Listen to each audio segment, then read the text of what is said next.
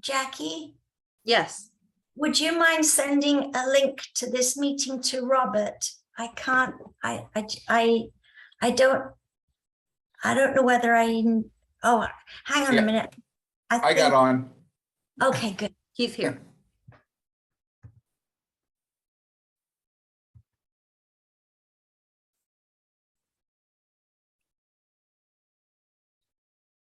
Excellent. Looks Okay. like we're still waiting for some people to join.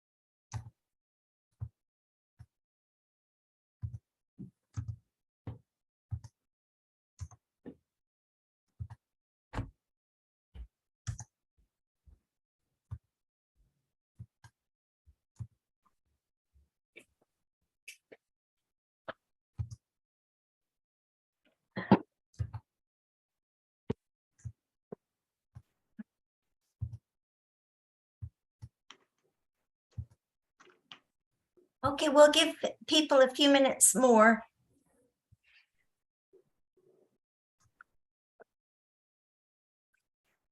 And I had to get water.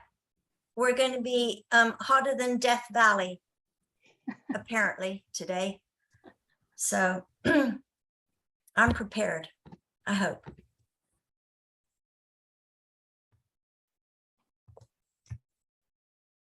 How often does it get that hot there, Carolyn? Not often. Oof. This is completely out of the blue. This is going to cause some major problems, but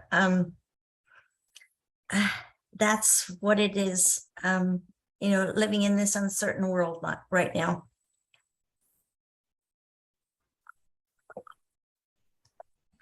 And for our participants, I just wanted to ask that you have your full name as your participant name, so we know who's talking and that we could reference your information when we're discussing in chat.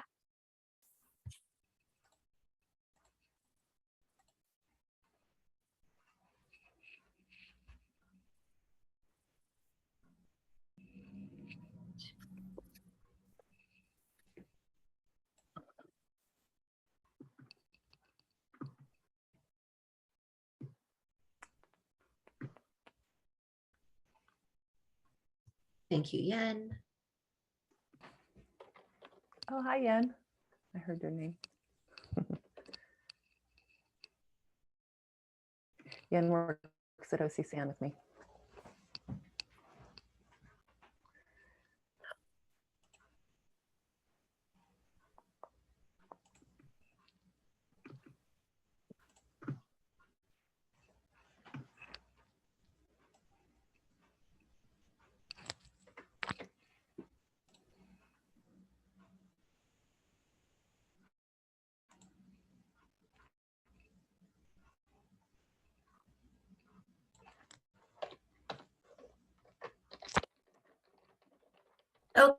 Okay, in the interest of time, because we've only given ourselves an hour for all this, I want to get started. And I am Carolyn Rattan, the president of CC.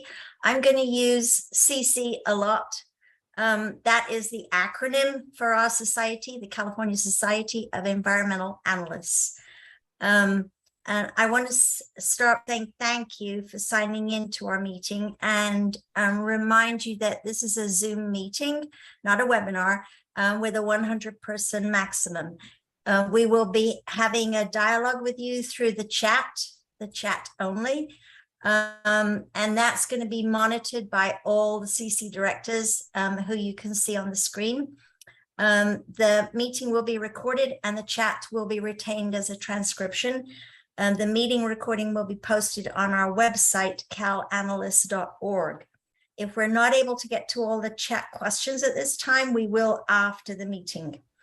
It's very important, as Jackie said, for you to sign into this meeting with your full name, please, so that we can connect the dots to the chat authors. So, Jackie, was there anything else that I needed to say that I didn't? Only that this is going to be recorded. Okie dokie. Thank you.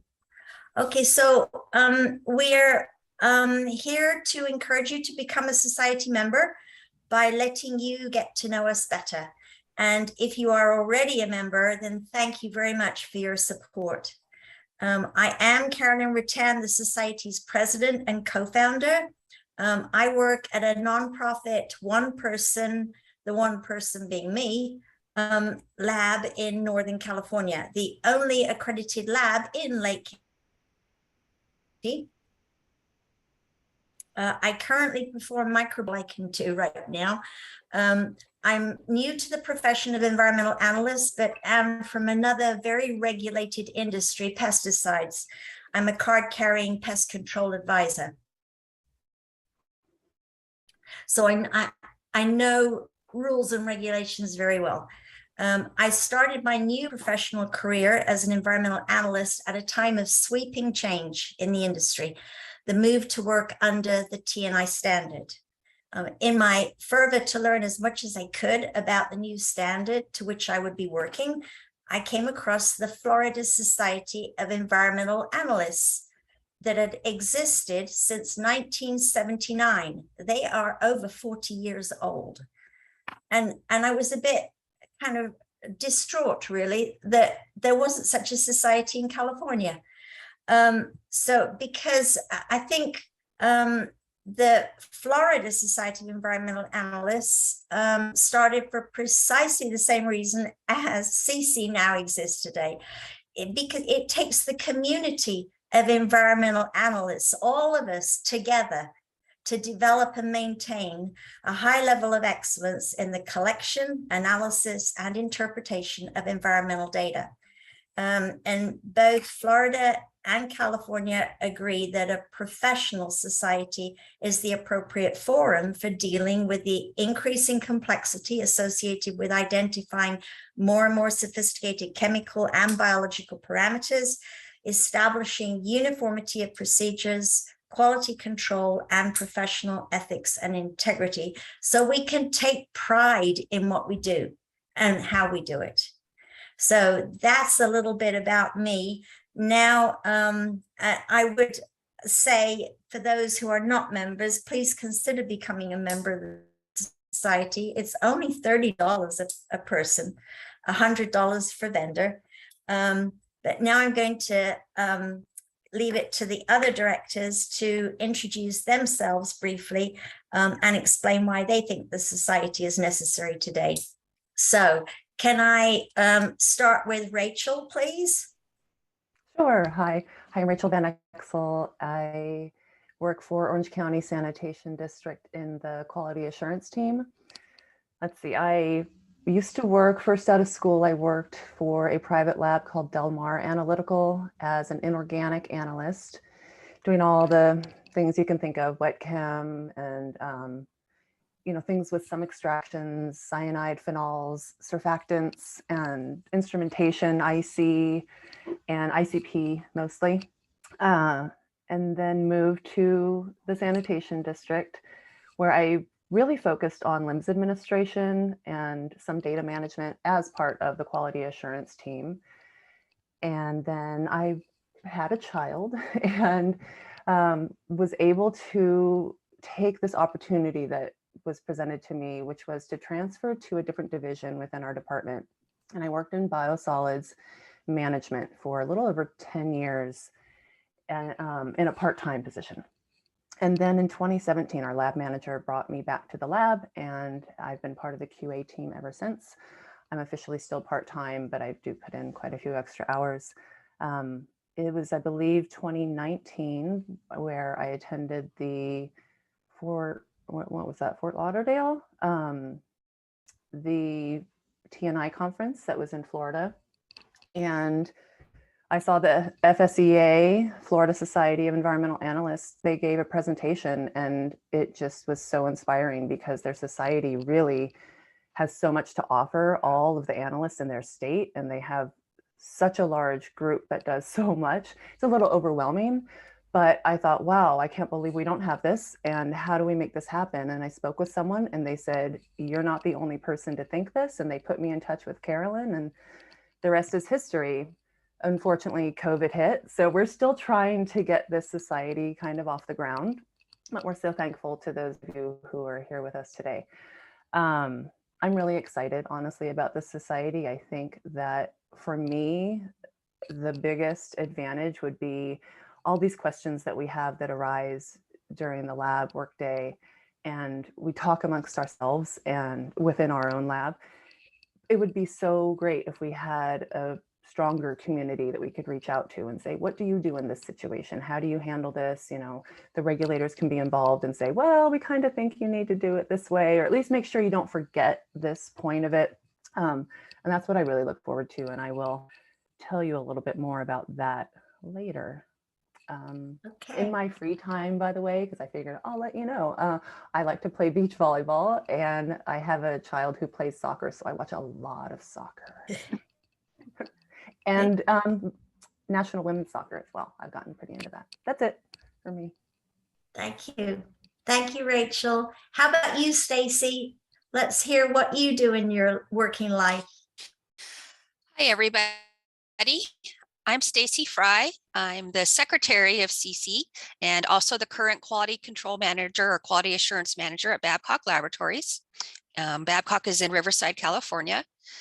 Kind of like Rachel, I started out as a bench chemist. I worked in the inorganic chemistry department. I was a metals analyst for a while. I was an IC analyst for a while, and then I moved into lab management.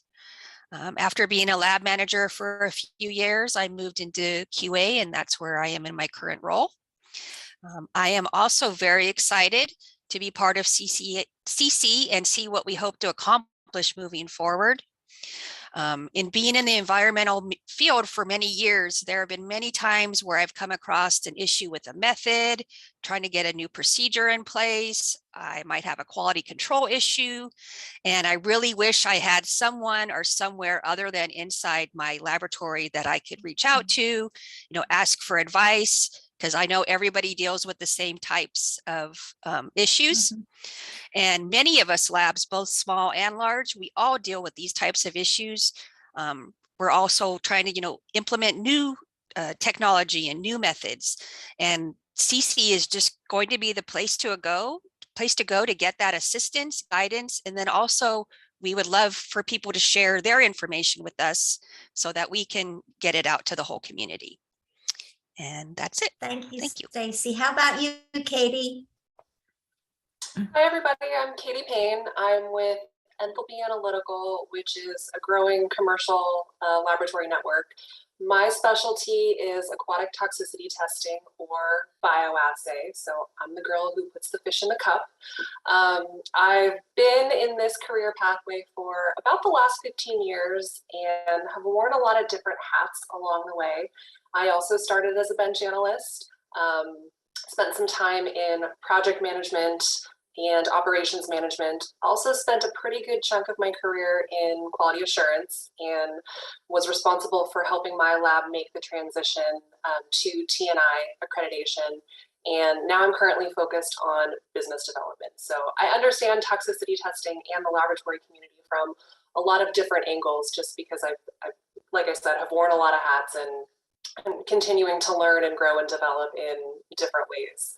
I stumbled upon this group much in the same way that Rachel did, we actually connected at one of the conferences for TNI out in the world, and she had just met Carolyn, and we got to talking and realized that we had a lot of the same, issues and concerns, and we're all really craving a resource and a sounding board. And so little by little, we just relied on each other and we're sharing information back and forth. As we started to really put some structure to this society, I knew that it was something that I wanted to actively be involved in, because I know for me personally, I tend to get a lot more out of an organization when I'm an active participant. So I'm very happy to be serving on the board for CC. And then I'm also involved in a lot of other environmental laboratory working groups. I participate in CTAC, the Society of Environmental Toxicology and Chemists, San Diego Environmental Professionals. I should mention I'm based in Southern California in the San Diego area. Also on the TNI Wet Expert Committee. And my educational background is I have my undergraduate degree in biology and economics, and then just about a month ago I finished a master's in public health. So I look forward to having the opportunity to get to know all of you a little bit better today as well. Thank you, Katie. How about you, Robert? All right. Hello, everyone. I'm Robert Benz. I work with CalAnalysts, which owns Horizon Limbs. I've been in sales for about the last 20 years or so. Excuse me, like most of the people here, I started out as a bench chemist and worked my way up I became a inorganics manager. And then at that point, the lab was closing and I got offered a job in sales or to go to another lab and take over a section of that. And I decided I'd give sales a whirl. So I've been here for about 20 years doing various sales jobs. I've fortunately along the way, I've served on the board with the NEMC and then with the FSEA, because I was originally in the lab in Florida. And I was fortunately introduced to Carolyn a couple years ago, and I was at 2019, I think, the TNI conference before everything shut down. Yeah. Jerry Parr introduced me to Carolyn and said, hey, every society needs some vendor input, and Carolyn and the group were nice enough to invite me to join. And this has been a terrific group to work with. I love these state societies. You learn so much more. I mean, the national conferences are great, but it's these state shows where you really get to know what's going on. That's it for me. Thank you. How about you, Tony? Hi, my name is Tony Francis with SAW Environmental. My background, PhD in chemistry. After my postdoc position, I owned and operated a small laboratory in Las Vegas, Nevada. After that, I moved on into consulting. So my consulting firm, we do two things. We provide quality assurance for small laboratories that need some help. We also do assessments for different ABs or TPAs. I'm involved with some TPAs in California. I also do assessments in Texas and Florida. And so I'm familiar with the FSCA. I'll reiterate everyone else said. It's a great society. It's a great community. I love the vision of this committee, and I think it can become something just as good as FSCA, if not better. California has so many resources, smart, dedicated people that I think it'll be amazing. So I second what everyone said about it. I think it's fantastic. And Carolyn and I were talking a few years ago, and again, she mentioned this society. I said it's exactly what California needs. So I'm going to be part of it, and thank you. Okay, great. And how about you, Christine? Hi, everybody. This is Christine Sotelo, and I'm the program manager for California ELAP. And so most of you are probably ELAP accredited lab. So I oversee the accreditation process for you all to run your analysis and samples to submit to the state agencies. So I am so supportive of the California Society. You know, when I first took over this program in 2014, I saw what Carolyn saw was there was a gap in knowledge sharing.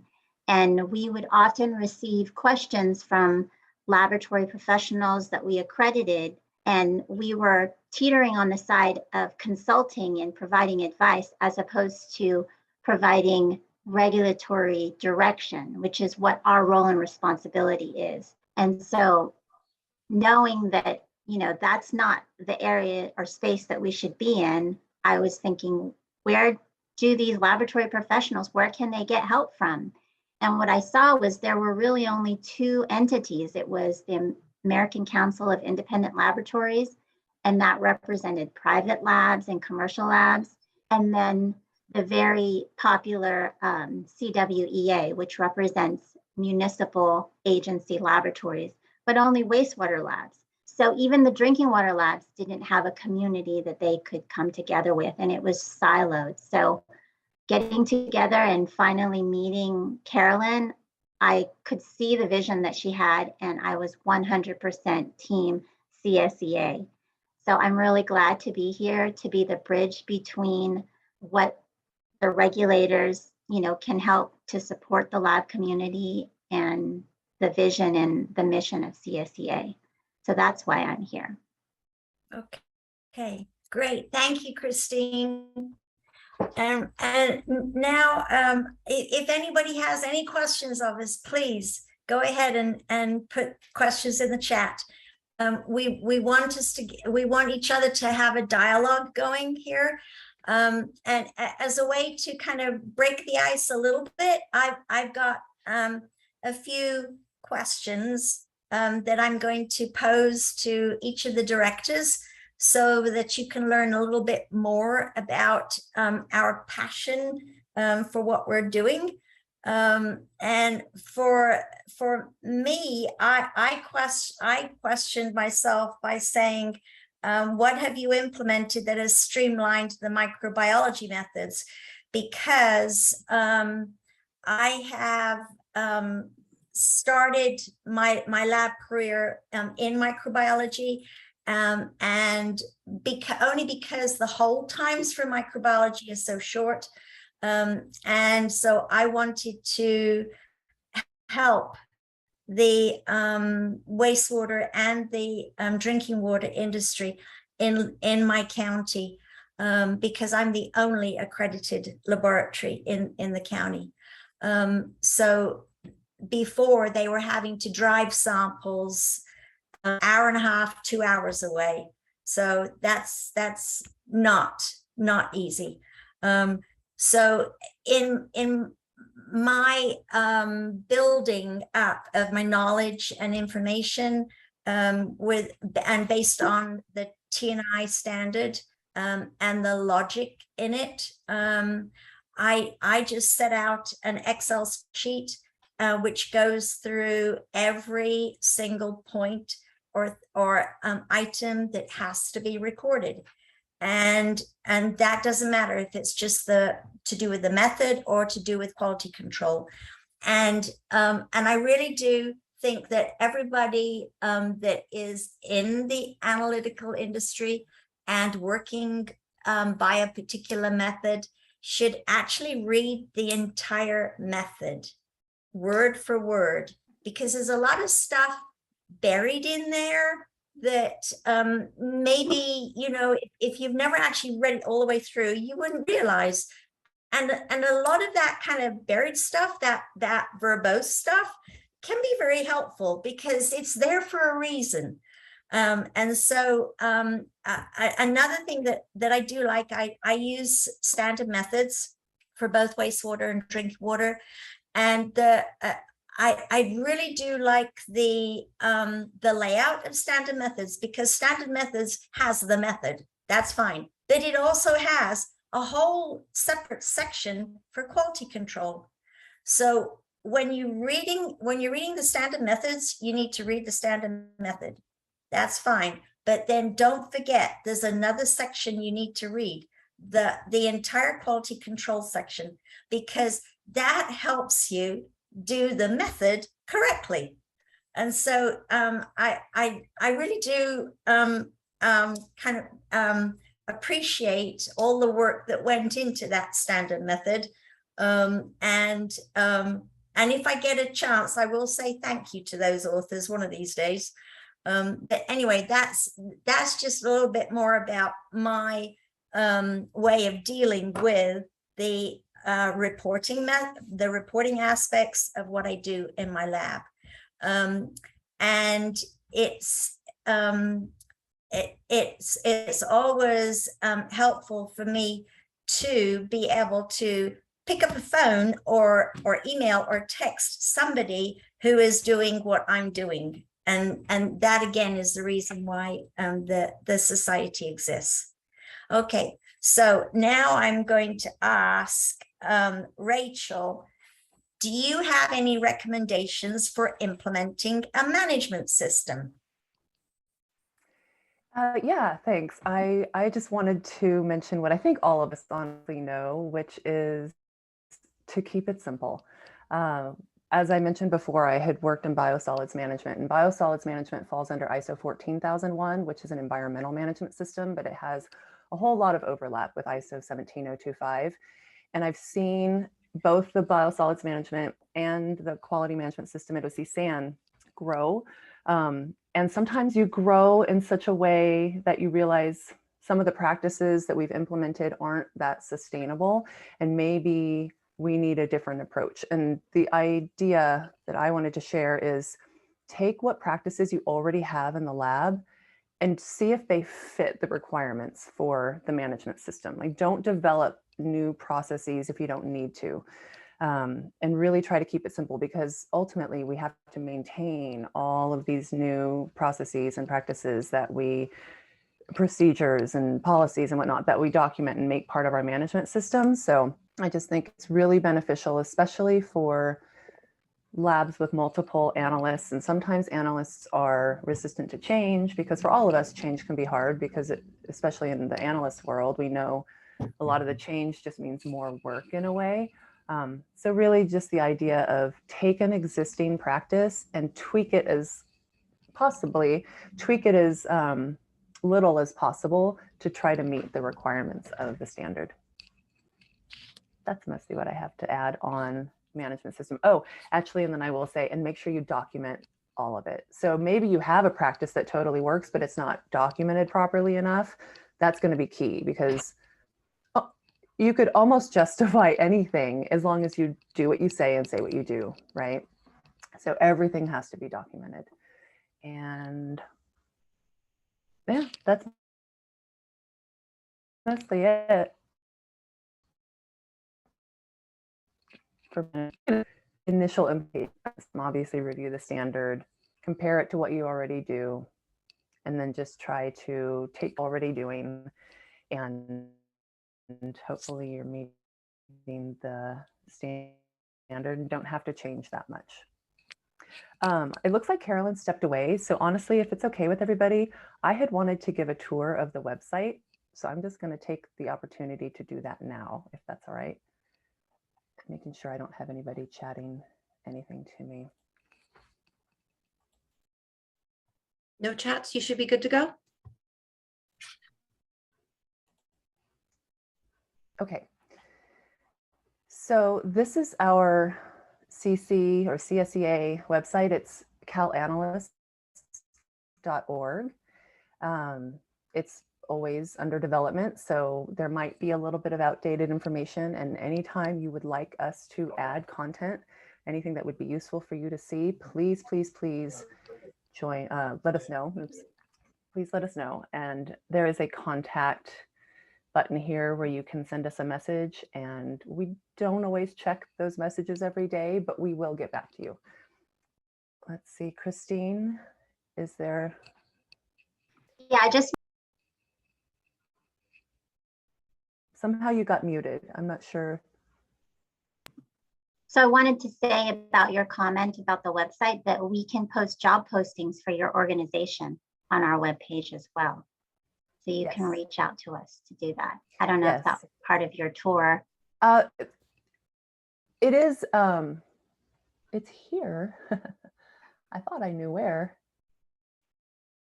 Oh, right here, under resources, job postings, yes. Okay. So it is part of the tour. We don't have a lot there right now. We actually have been looking for an intern for a while to help us. So if anybody knows anyone who would be interested in being an unpaid intern, just getting some industry experience and have something to put on their resume, please send them our way.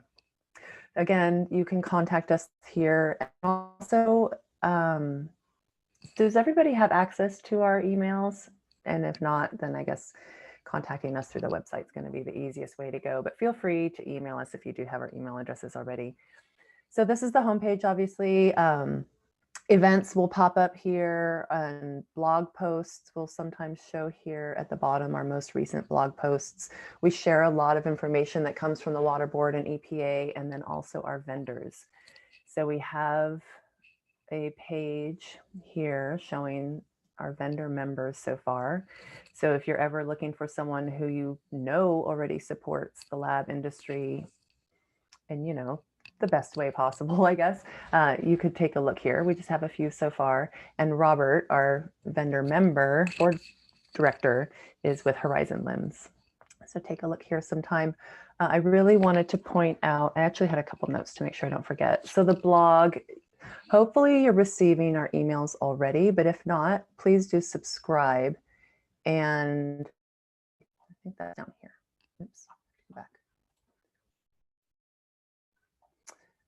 You can subscribe right here to receive our emails. So anytime we have a blog posting that has information on trainings and new regulations, and we posted about helium shortages, we had a whole page on COVID, you will receive emails from us. And we do a newsletter occasionally. You'll receive our newsletter, things like that. So please, please, please subscribe if you haven't already. Let's see. So this is the about. So you can take a look at our mission statement, blurb on each of the board directors, our policies. Founding documents is actually only available to paid members. So once you log in, you would be able to see our bylaws and things like that. And then I will get back to this. Resources, as Christine mentioned, we do have job positions that we can post here. The only thing we have right now is our intern, but we did have a couple positions recently, including here at OCSAN, that we had posted here for a little while they were open. All right, so this documents and checklists, one of them is available. So I'm already logged in. And if you weren't logged in because you weren't a paid member, you wouldn't see both of these. So forgive me if I click on the wrong one. So this is the one that you see if you're logged in or if you're a paid member, which is we are working on publishing audit checklists for the most common methods that most labs have. And we have only published 3 of them so far. 2 of them are available for free under that other menu item. I think we had presented those at the ELAP conference, and we've added 1 more since then, and we will continue to add more checklists to this page. So we want to make sure that you understand that's a great resource that we have. We have a number of other resources, which are mostly links. So we have water quality and regulatory, and this is really a page that just shows where you can find more information on what tends to be the most pertinent, you know, standards, regulations, things like that. Excuse me. And then if we have events, our calendar and our events page will show those. News goes back to the blog, our newsletter. Please take a look. We published one, I believe, well, no, it's been a couple months since we published our latest newsletter, but you can access it here. And then under members, I wanted to point out the forum. This is where I said I'm so excited for the society because I want us to share ideas. So right now, this is the main venue for that. And it's the members forum. It's available to paid members. And we really haven't used it yet because, again, we're still trying to get our society going. So here is what it looks like. And this is the getting started, which is basically just when you first come in here, take a look and you can introduce yourself. So I introduced myself a couple of years ago and just said hi and welcome, and you know, let's get chatting. My daughter was really into potatoes at the time, so I saw the potato and thought it was cute. Let's see. Then we have some rules, obviously, about being respectful, things like that. Please do take a look, and probably some guidelines on how to use the forum. Let's see, how do I get back? I should know this. Categories. I clicked on categories here at the top. Then we have just a couple posts. One, let's see, category is lab accreditation. So again, this is where I'd really like us to start talking to each other. You know, you have a question, you just come in here and post it, and you can set up, so you can see I'm following. So I will receive notifications when someone adds a post or comments on a post. You can actually set, let me show you. That might be different. Uh-oh. Uh-oh. That's not what I wanted, right? Okay. I'll have to figure that out and then maybe get back to that, or maybe do it another time, because I forgot to show you how to set your notifications, but it is here. So again, these are just different categories. We have a post under audits. This one, I believe, oh, I posted it about spreadsheets. We had at OCSAN an audit related to controlling our spreadsheets. So we found out how important it is that we control the ability to edit a spreadsheet. And also, obviously, it needs to be versioned and have revision dates and things like that. So I just talked a little about our corrective action to that audit finding, so that it might help other people see that it's something that they should be doing also. And we'd had a question, someone emailed me at some point with a question about standard methods. So I addressed that here. I just want to, you know, again, just say this whole forum idea is where I really want us to communicate with each other as an industry. We had something, just as an example, the other day in our lab. We're working on a hormones method. Our NPDES permit requires quite a few of the CECs, contaminants of emerging concern or chemicals of emerging concern. And we are recently accredited for PFAS. We're still working on developing some of the other methods like hormones. So one of our analysts had ordered a standard, and we received a message that, I can do that. We received a message that they were not able to ship it to us. We need a DEA permit in order to have ownership of this standard. And so we were looking into options like, are we going to get a DEA permit? Does everybody who runs this method have a DEA permit? So we're asking ourselves these questions and doing some research. And for me, this is the exact type of question I think would be great to post onto this forum and ask other people, hey, who's accredited for some of these methods? And how do you handle this? Do you have permits? Do you use a different sort of loophole? It turns out that there are exemptions, and it depends on, you know, which exact compound you order, and I think what size, maybe amount of it you order. So we're still looking into that. But again, I would love to use the resources of our community to talk with each other, get advice from each other, share ideas, all that kind of thing. I think that's mostly what I wanted to show you about the website. Again, I need to figure out the notifications, which might be like if I go under my account, under notifications.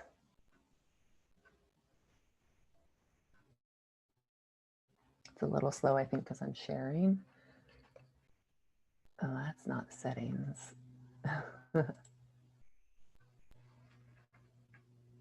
There you go. So notification settings. So this is where you can, it will email you, you know, the different actions or triggers that occur in the forum. Then you can set whether you want to be emailed for those or not, and then the frequency. Cool. I think that's it. Any questions about Excellent. the website? Thank you, Rachel. Thank you. Okay, Stacy, you're up next. What is the most challenging part of implementing and maintaining an ELAP, NELAP accreditation throughout the laboratory? Right. And the biggest challenge I have found is getting the entire team to be on board and supporting the effort. It just can't be from the QA department. It just can't be from the lab staff. It has to be the entire team. So it really pretty much takes us changing the culture of the company.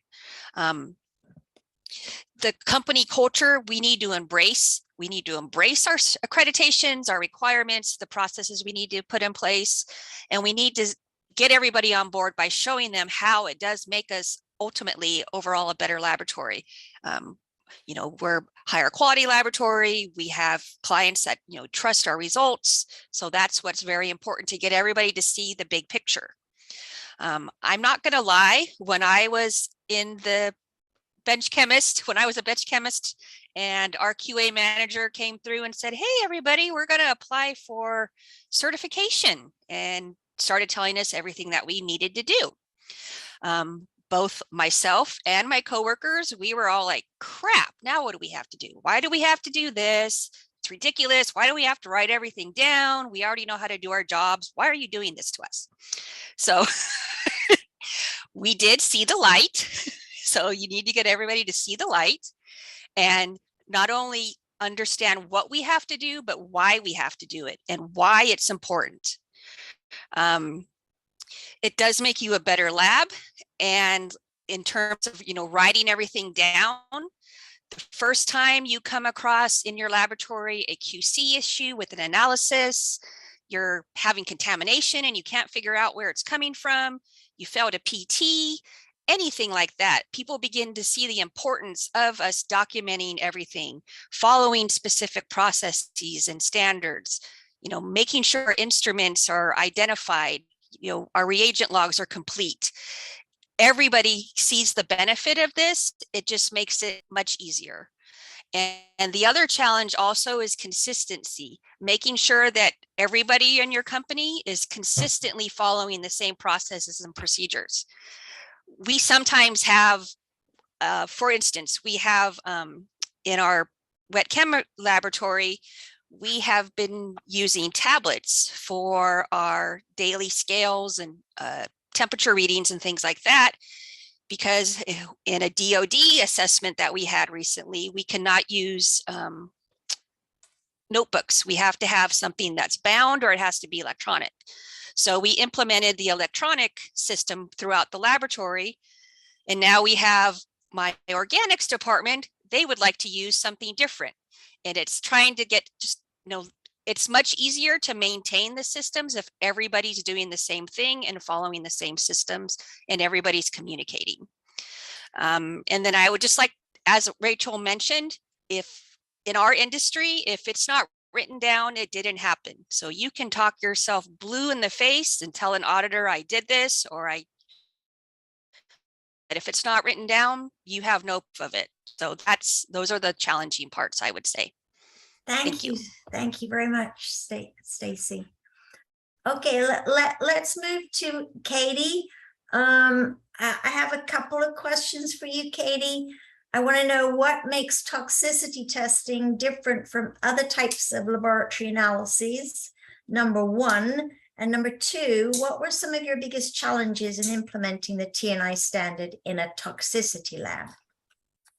So I think toxicity is deceptively simple, right? At face value, you're just, you know, exposing organisms to an effluent and looking at how they respond.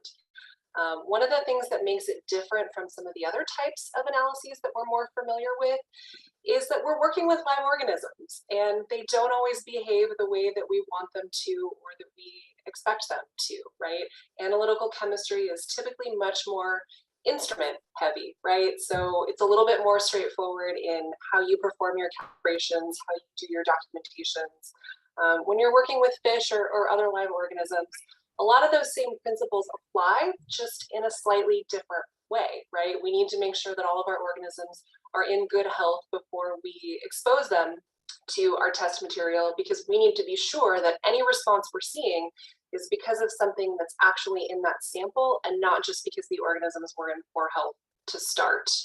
I think as far as the challenges, toxicity just seems to be a little bit less well understood, and so there are fewer resources available. If you look at the TNI standard itself, the toxicity manual is just a few pages long in comparison, you know, to some of the other ones that have a lot more meat to them.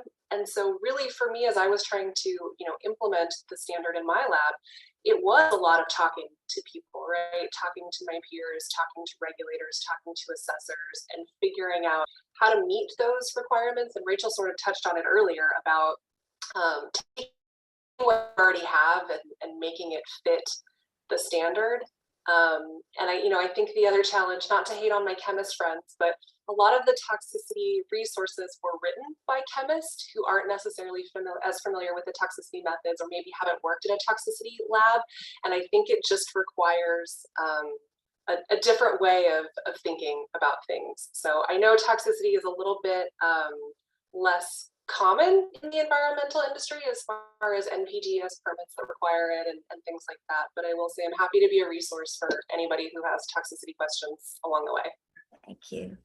Thanks so much, Katie. Okay, can we move to Tony, please? What makes a quality management system exceptional, not just good? Yeah, so first of all, I want to point out that we use the word audit and assessment kind of interchangeably sometimes. And as an assessor, when I'm in a lab trying to assess a lab for a state or someone else, I'm just there to assess, right? I'm not there to audit necessarily. And so what makes it exceptional is when I come in there and I can see that the system is working. The laboratory system is in place, they're finding problems, they're fixing on their own, and I can follow along with the records and their documents, and it all makes sense. And I'm there to say, yeah, good job. Whereas labs that wait for an assessment to come to fix things, or we think we're doing okay, but the assessor will tell us what we have to do. It's kind of if you're in that frame of mind, then there's going to be more issues, obviously. And so what makes it exceptional is when I walk in there and it's just the system, not everything's running correctly all the time, because laboratory life, but it is thousands of data points, instruments, personnel, there's always issues. But the labs that are proactive about it and they can see it, they identify it, they do corrective actions, and they move on, that's what makes it fantastic. So I just say be proactive. Don't wait for the assessor to come. Don't wait to be told by a regulatory agency or someone else what to do. You should be proactive about it, find those things, fix them yourselves, and the lab will be better off in every way. Operationally, efficiencies, data quality, it all improves.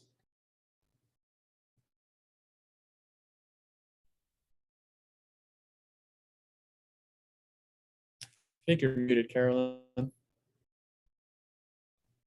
Thank you. Let's go to Robert. Robert, as a vendor, why do you see a value in something like the California Society of Environmental Analysts? Be happy to answer that one. And this goes back to even when I was a bench chemist. When I was in Florida, going to PitCon was great. You saw lots of things. But when you really wanted to learn what you need to learn, went to the FSCA meeting, went to the state show.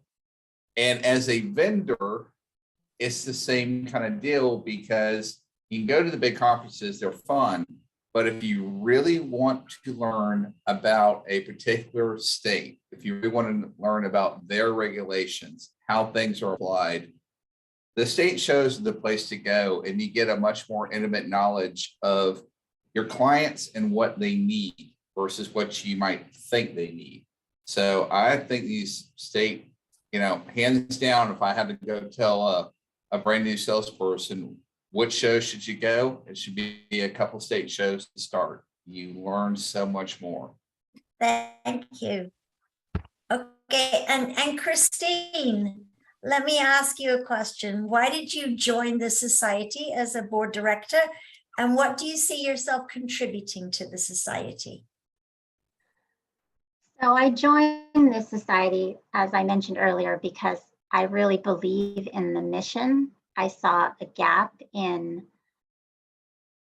kind of one analyst sort of mentality. All of the analysts were compartmentalized between we're a commercial laboratory analyst or we're a municipal laboratory analyst. But from my perspective, all of the agencies accept data from all labs, and there shouldn't be a different level of standard or a different level of knowledge and capability. So that was why I was really attracted to CSEA, is that you guys embrace this one analyst sort of mentality that everyone is welcome. It doesn't matter what type of laboratory you work in.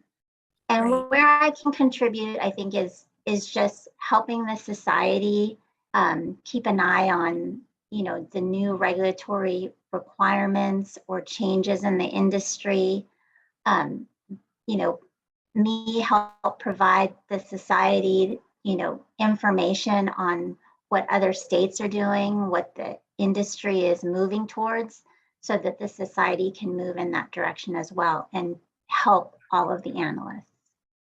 So, I am the less technical of all of your board of directors. I do have a degree in biology, but I am not a laboratory professional like any of the folks that you have here. And we're really lucky to have all of these technical professionals, but that's where I can provide the more administrative accreditation perspective to the society. And let me also ask you, Christine, is it possible for us to get the NPDES environmental regulators involved in our society? Absolutely. I think one of the missing memberships in our society is folks that work directly on NPDES permits. A lot of the laboratories here, many of our board of directors work in a lab that have to report for NPDES permitting. So having that sort of perspective and input would be great. So this is a great plug for anyone that is in that industry listening. If you want to be one of our directors to help contribute to our mission, reach out to Carolyn and Rachel. Thank you.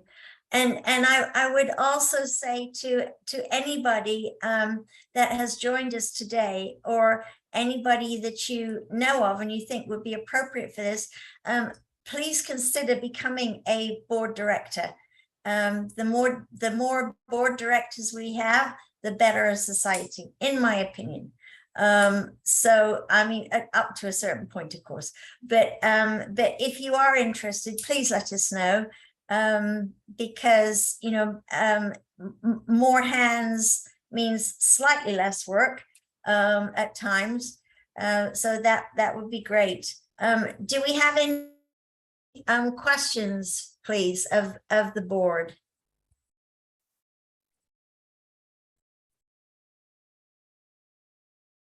Jackie, do we have any questions that have come in?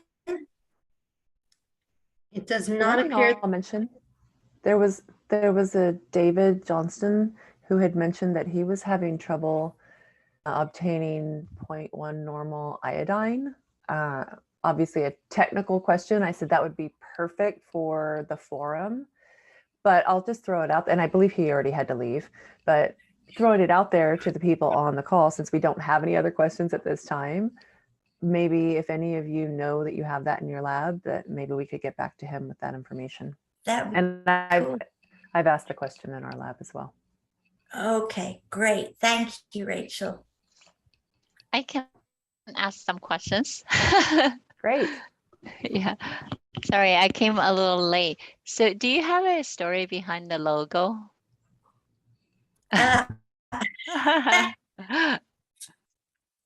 So I don't even remember who did the logo. Was it you, Rachel? I believe it was Jacqueline. Oh, okay, Jackie. Okay, so Jackie is the behind scenes IT specialist / webmaster, and so she came up with it, but I think I insisted on the California poppy. But aside from that, do you like the logo? Oh, yeah, I'm just always intrigued because each society's logo reflects something. And yeah, I work on other nonprofit, and it's amazing when you ask that question, they'll tell you the like their missions and other visions embedded in the logo. So I'm just always curious. I do have a like a technical thing. Is one of the things wondering what you guys think in looking for instrumentations, it seems like this would be I don't know, like, is there a community where people can exchange ideas, right? We always contact the vendor, yes, but but sometimes the analysts who actually work on the instrumentations, they give you like really practical perspectives, right? It's like, this software, this one single thing drives me crazy because this and that, right? You know, only analysts could relate to that, and they could actually be able to share that kind of information. Then you can decide, is that a deal breaker or not? How much impact that would have for my lab, right? It's like, I don't care about that. So that's, inconsequential, that kind of thing. But right now, I think it's more, okay, do I know someone who possibly may have that instrument? Let me reach out. Yeah. Do you guys think that's Can I share? Yeah. Hi, Yiping. And did you see the website tour that I gave? I don't know if you Yeah, the joined before or forum. after that. Yeah. Yeah, so that's where I think would be appropriate, right? Would be if we can get enough membership in the society, then we could easily post to the forum. We can add categories. Oh yeah, I'm not sharing my screen right now. Oops. But we could add categories, and if you really wanted, you could have one specific to GCMS, right? Different things like that. So that will grow as our needs grow, and we might need to reorganize and sort of, rethink how everything is structured. But I think that forum would be great. The other thing would be, we haven't yet figured out, once we have members, we can have a membership contact information available to each other. And maybe it can have some of the expertise information, right? Like, contact me about, and then you could even search that type of database. Yeah. I call it a database, right? Whatever it might be, an Excel sheet, who knows? So that would be another option. We just haven't gotten there yet. Cool. The other thing is the American Public Health Lab, the APHL, they do have an environmental lab. I think I wouldn't know what to call it, either committee or track or group. Have you guys kind of contact them to see if there's any synergy there? Christine, you know about that organization, I believe. Yeah, and I think you're referring to the California Public Health Lab Directors Association, and they get together regularly. And so as the program manager of ELAP, we are going to actually be speaking at their annual meeting, I think in October. But that's a really great suggestion, and I'll talk to the board of directors about how we can connect with them to bring in more analysts who do environmental work within the public health lab. So thanks for that reminder. It looks like we also have a question in the chat from Vidia Guilua. Sorry. What kind of documents besides the checklist are available to paying members?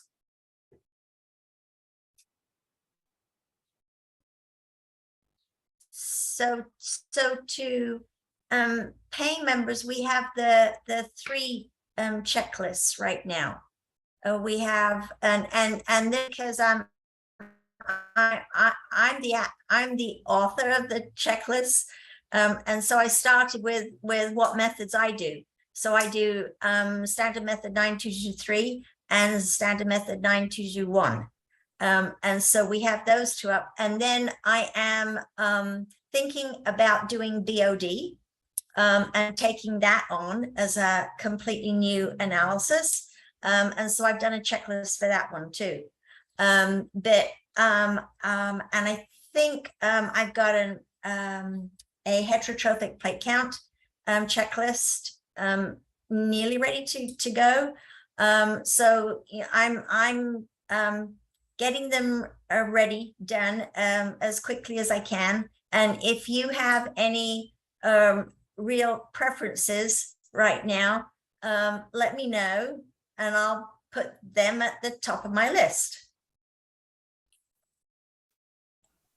I'll just add that at this time, the checklists are the main documents that we offer. and the forum. Like in terms of what you get for paid membership, right now it would be the checklists and the forum.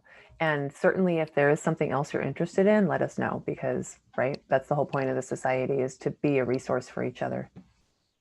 And we will certainly develop to have conferences, in-person conferences, and regionally, so that it won't be just one conference for the entire state of California, because it's just too big of a state.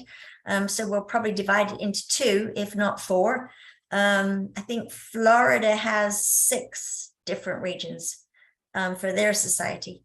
So that will need to be developed, and so that will be one of the things that I'm most looking forward to, because then we've got actual face-to-face contact.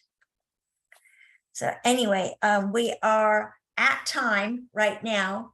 So if there are any other questions, please put them in the chat, because we will continue to watch for those, and we will respond. And please, again, give us your full name so we can connect the dots.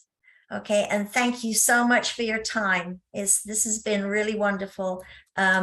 A lot more people than we had expected. So this is a great way to start. Thank you all.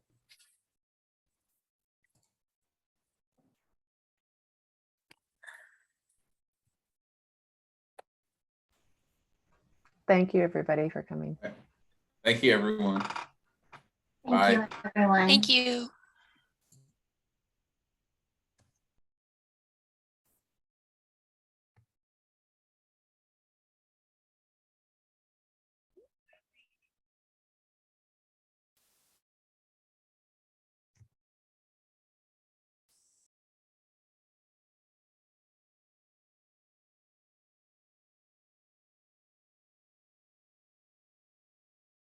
And I am stopping recording now.